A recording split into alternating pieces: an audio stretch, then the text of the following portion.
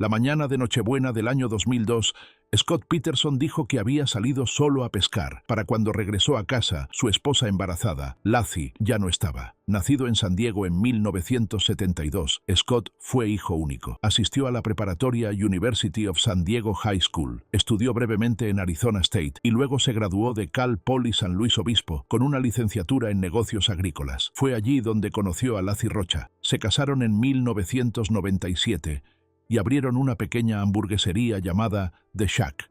Tras vender el negocio, se mudaron en el año 2000 a Modesto, California. Scott vendía fertilizantes y Lacey trabajaba como maestra sustituta. A principios de 2002 tuvieron a su primer hijo. Más tarde ese mismo año, Lacey volvió a quedar embarazada. El 24 de diciembre de 2002, Lacey, con 8 meses de embarazo, desapareció de su casa. Scott aseguró que había salido alrededor de las 9:30 de la mañana a pescar en la marina de Berkeley. Dijo que, al volver, encontró al perro suelto y a Lacey desaparecida. Pronto, las autoridades centraron la investigación en él. Descubrieron que tenía una relación extramarital con Amber Frey, una masajista que creía que él era soltero. Amber se enteró de la existencia de Lacey por las noticias. Más tarde, entregó grabaciones de llamadas telefónicas en las que Scott mentía sobre su estado civil y ofrecía múltiples excusas. Esta relación extramarital sembró aún más dudas sobre la historia y las verdaderas intenciones de Scott. A mediados de abril de 2003, casi 4 meses después de la desaparición de Lacey, restos humanos aparecieron en la orilla cerca de la marina de Berkeley.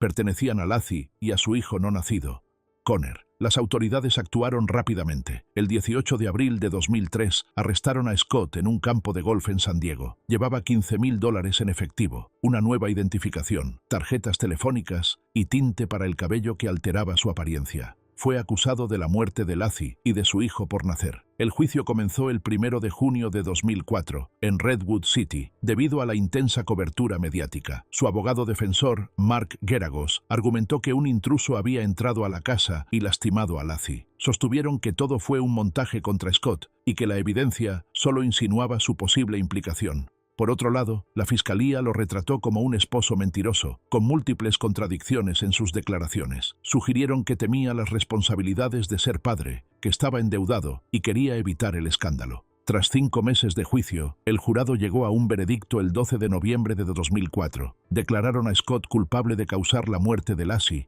y de Connor. Durante la fase de sentencia, que duró hasta el 16 de marzo de 2005, el jurado optó por el castigo máximo. Al salir de la sala, un miembro del jurado le dijo: «San Quentin es tu nuevo hogar». La sentencia se mantuvo hasta el 24 de agosto de 2020, cuando la Corte Suprema de California la anuló. Determinaron que algunos miembros del jurado no fueron evaluados correctamente por sus opiniones sobre castigos severos. Las condenas seguían firmes, pero se ordenó un nuevo proceso para decidir la sentencia. En diciembre de 2021, recibió cadena perpetua sin posibilidad de libertad. Durante casi 20 años, Scott no dio declaraciones públicas, pero en agosto de 2024 aceptó participar en entrevistas para Cara a Cara con Scott Peterson y el documental de Netflix American Murder, Lacey Peterson. En una de las entrevistas, recordó momentos pequeños con Lacey. «Recuerdo verla sonreír mientras se arreglaba el cabello esa mañana del 24 y cómo compartíamos un solo tazón para el cereal. Esas pequeñas cosas todavía las llevo conmigo». Reconoció que su infidelidad fue horrible, pero insistió en que no tuvo nada que ver con la desaparición de Lacey. En mayo de 2025, el Proyecto Inocencia de Los Ángeles solicitó una nueva audiencia. Mencionaron declaraciones recientes de testigos y pruebas de ADN en un colchón hallado en una camioneta quemada.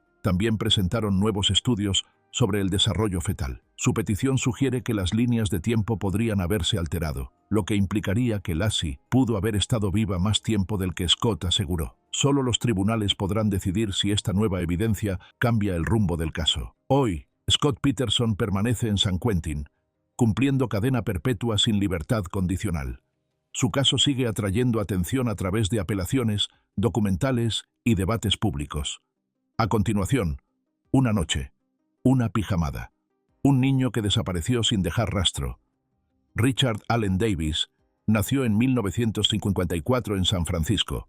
Sus padres, Robert Davis y Evelyn Smith, tuvieron 5 hijos. Él fue el tercero. Durante sus primeros años, vivió con su abuela paterna, de ascendencia paiute del norte. Más tarde, la familia se estableció en La Honda, California. Su infancia fue dura. Ambos padres bebían en exceso y eran violentos.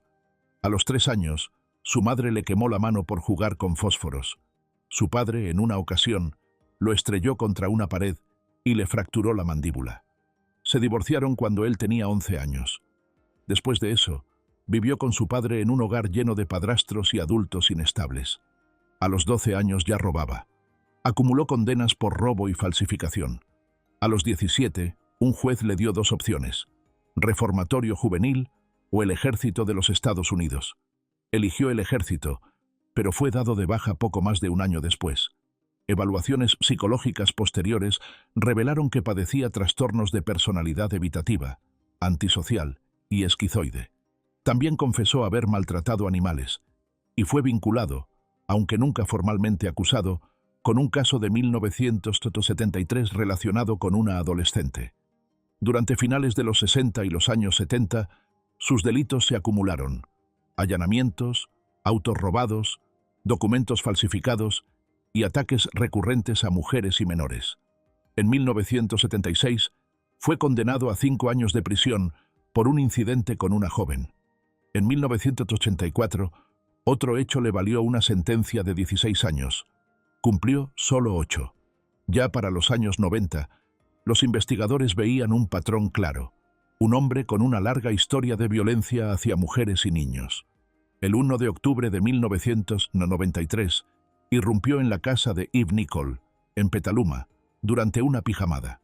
Estaban allí Polly Klaas, Kate M. y Gillian P., todas de 12 años. Cerca de las 10:30 p.m., Davis, ebrio y con una herramienta de cocina en la mano, ató a las 2 amigas de Polly y les cubrió la cabeza con fundas de almohada. Luego se llevó a Polly de la casa. Esto desató una de las búsquedas más grandes en la historia de California. Un testigo lo vio atascado con su camioneta cerca de Santa Rosa.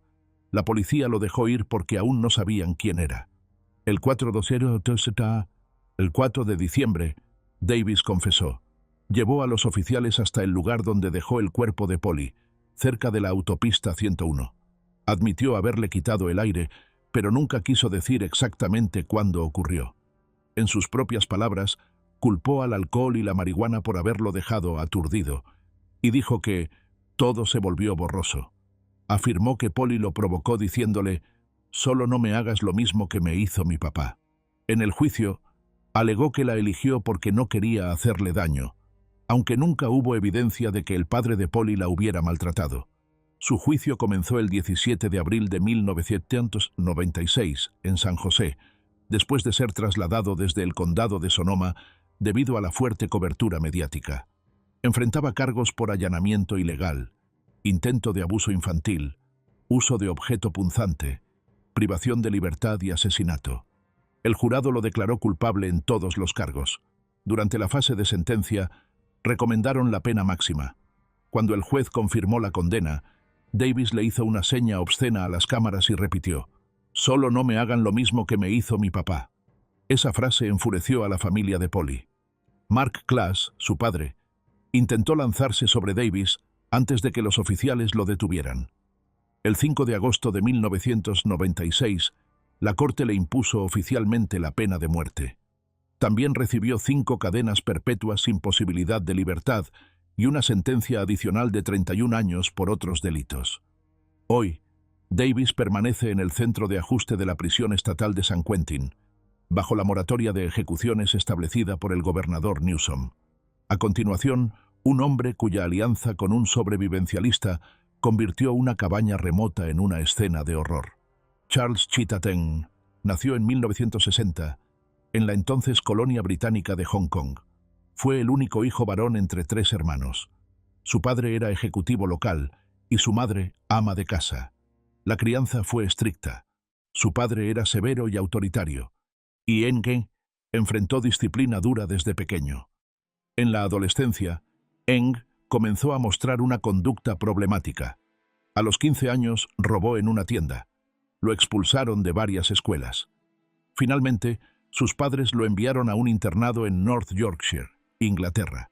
También allí fue expulsado por robo. En 1978, Ng se mudó a Estados Unidos con una visa de estudiante. Se inscribió en el College of Notre Dame, en Belmont, California, para estudiar biología. Abandonó la universidad tras un semestre. En 1979, luego de un atropello con fuga, se enlistó en la Infantería de Marina de los EEU para evitar cargos criminales. Al poco tiempo, N.G. robó armas automáticas de una base militar en Hawái. Fue sometido a un consejo de guerra, pero logró escapar y regresó a California. Allí conoció a Leonard Lake. N. y Lake comenzaron a vivir juntos en Ukiah, donde almacenaban un gran arsenal de armas ilegales confiscadas en 1882. Lake era un sobrevivencialista con una visión retorcida del mundo. Tras ser detenido, escapó de nuevo y se escondió en una cabaña remota en las colinas de Sierra Nevada. En 1984, N. salió de prisión y se unió nuevamente a Lake en esa cabaña, que pertenecía a los suegros de Lake. Dentro, Lake había construido una habitación secreta. Entre 1983 y 1985, ambos raptaron personas y acabaron con múltiples vidas. Engañaban a sus víctimas haciéndose pasar por compradores o trabajadores de mantenimiento. Las llevaban a la cabaña aislada. Según la evidencia, a los hombres y a los bebés los mataban casi de inmediato. A las mujeres las mantenían prisioneras por más tiempo. Eran sometidas a abuso físico continuo antes de perder la vida. Lake y N. grabaron algunos de estos actos en video. En una cinta, se ve a una mujer rogando por su esposo y su bebé. La grabación termina con N. usando un objeto punzante para quitarle la ropa. El caso se destapó el 2 de junio de 1985, cuando N.G. robó una prensa de un almacén de madera. El personal de la tienda encontró la prensa y una pistola calibre .22 con silenciador en el auto de Lake. Lake fue arrestado. N. huyó a Canadá. Fue capturado en Calgary el 6 de julio de 1985, tras dispararle a un guardia de seguridad durante otro robo. Las autoridades canadienses lo detuvieron por cargos de agresión y posesión de armas. Estados Unidos solicitó su extradición para enfrentarlo a cargos de homicidio. N.G. luchó contra la extradición durante casi 6 años, alegando cuestiones legales y de derechos humanos. El 26 de septiembre de 1991, la Corte Suprema de Canadá rechazó su apelación. 18 minutos después, N.G. fue enviado de regreso a California. Ya en California, enfrentó 12 cargos de homicidio en primer grado. Presentó múltiples mociones previas al juicio y cambió de abogado 10 veces. En 1998, decidió representarse a sí mismo. Hizo reclamos extraños, como exigir el derecho a hacer origami en prisión. Una testigo clave fue la exesposa de Lake, Clara Lynn Ballas. Ella describió el búnker, las armas, los diarios y las grabaciones en video. N.G. eligió no incluir su testimonio. Psiquiatras lo diagnosticaron con trastorno de personalidad dependiente y dijeron que Lake lo dominaba. Excompañeros de la Marina y guardias de prisión hablaron bien de su comportamiento. Pero durante el juicio, los fiscales presentaron pruebas perturbadoras. Dibujos hechos por N.G. con imágenes violentas hacia bebés y adultos, junto con otras grabaciones. Durante el juicio, N.G. intentó influir en un miembro del jurado. Fuera de la sala, era mantenido en una jaula de metal. En febrero de 1999, el jurado lo declaró culpable de 11 de los 12 cargos. Las víctimas incluyeron 6 hombres, 3 mujeres y 2 bebés varones. Fue absuelto en el caso de Paul Costner por falta de pruebas directas, aunque la licencia y el auto de Costner estaban en la cabaña. El juicio costó al estado de California unos 20 millones, el doble del caso de O.J. Simpson. El juez eligió la pena máxima en lugar de cadena perpetua. Determinó que N.G. actuó por voluntad propia y no fue obligado por Lake. El 30 de junio de 1999 se le impuso oficialmente la sentencia de muerte. Actualmente está recluido en la California Medical Facility. En julio de 2022, la Corte Suprema de California ratificó su condena y sentencia. Desde que el gobernador pausó las ejecuciones en 2006, nadie ha sido ejecutado en el estado. N.G. que sigue apelando en tribunales federales.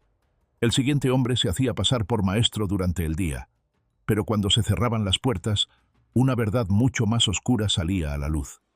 Vincent Edward Brothers nació en 1962, en Bellport, Nueva York. Obtuvo una licenciatura en la Universidad Estatal de Norfolk y luego una maestría en educación en Cal State Bakersfield. Llegó a ser subdirector en la escuela primaria John C. Fremont, en Bakersfield. A simple vista, parecía el educador ejemplar, buen orador, ambicioso y con sólidas conexiones. Pero detrás de esa imagen había un historial de comportamiento agresivo. A finales de los años 80 fue condenado por violencia contra su esposa. Pasó 6 días en la cárcel. En 1993, su segunda esposa solicitó el divorcio, alegando amenazas y violencia física. En 1996 surgieron acusaciones de conducta inapropiada en el trabajo. Una mujer afirmó que durante una visita domiciliaria, él la golpeó. No presentó cargos, y la escuela decidió cerrar el caso discretamente.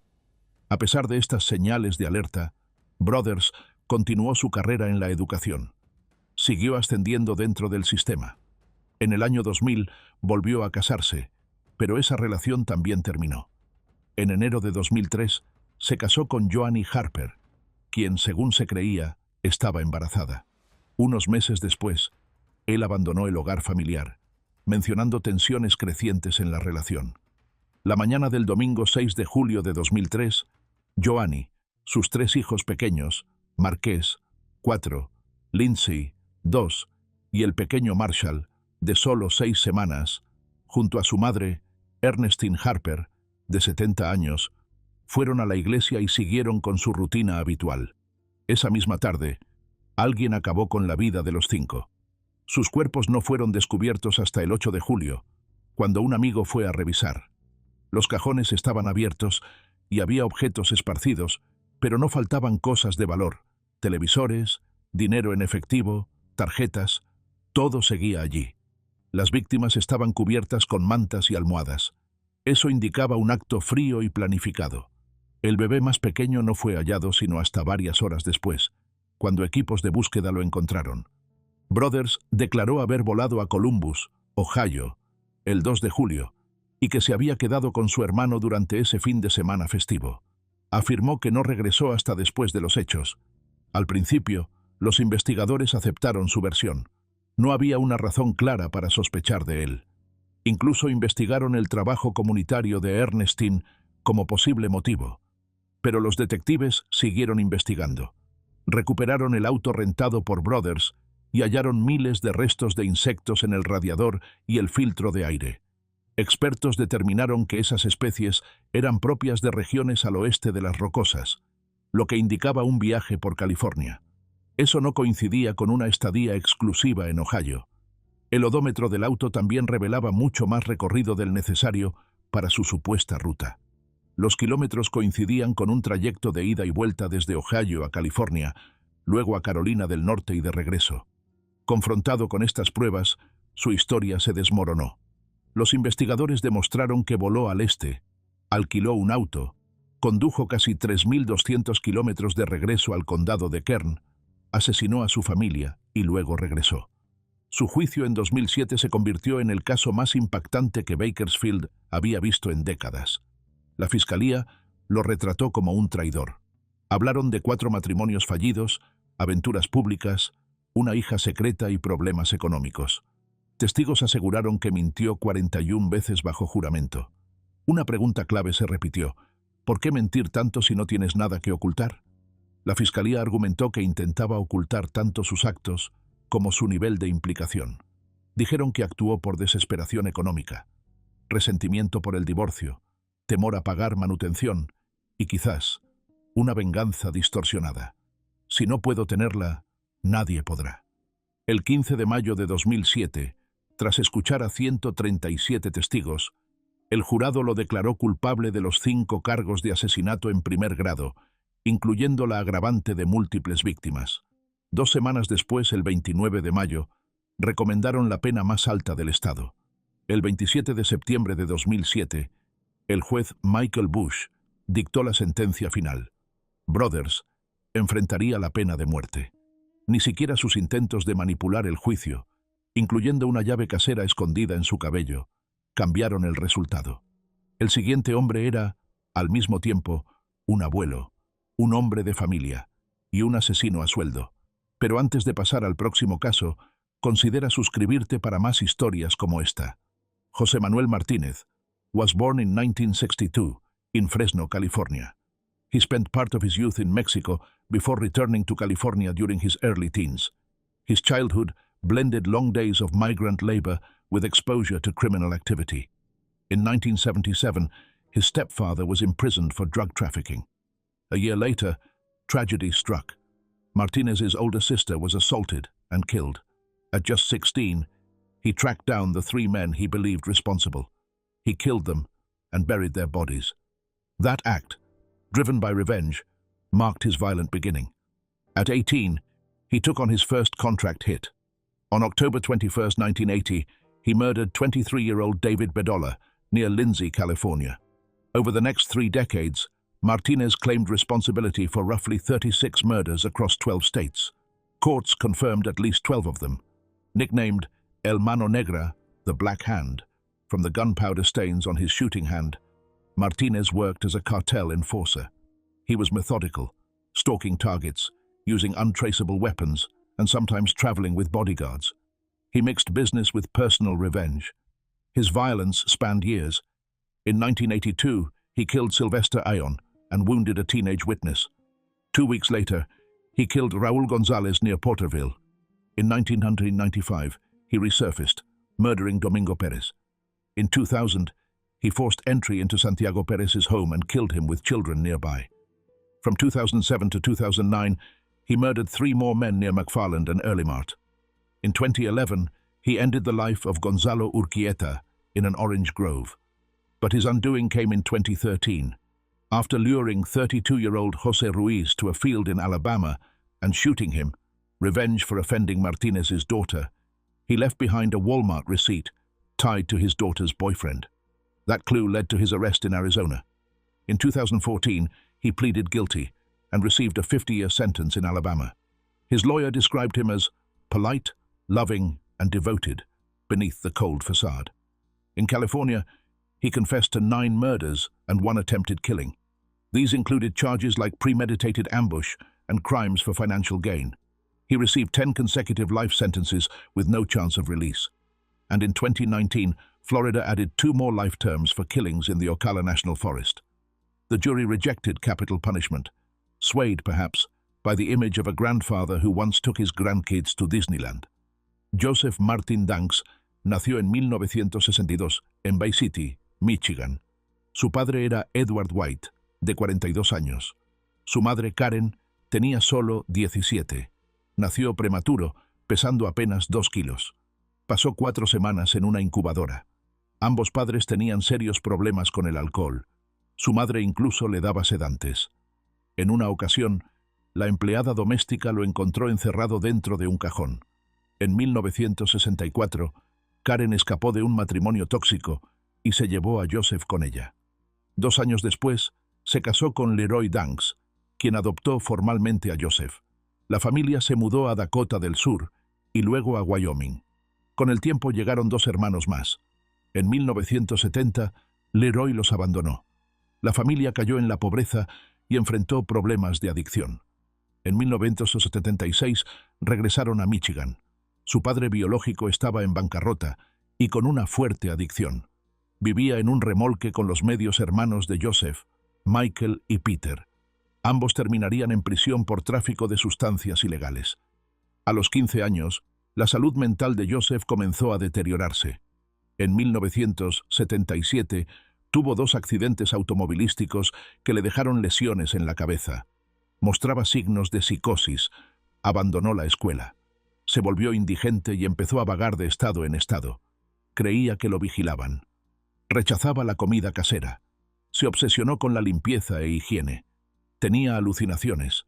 Se rodeaba de otros indigentes. Dejó de preocuparse por su apariencia.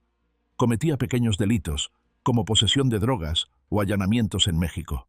A inicios de los 80 ingresó a un hospital psiquiátrico. Salió sin permiso. Regresó meses después.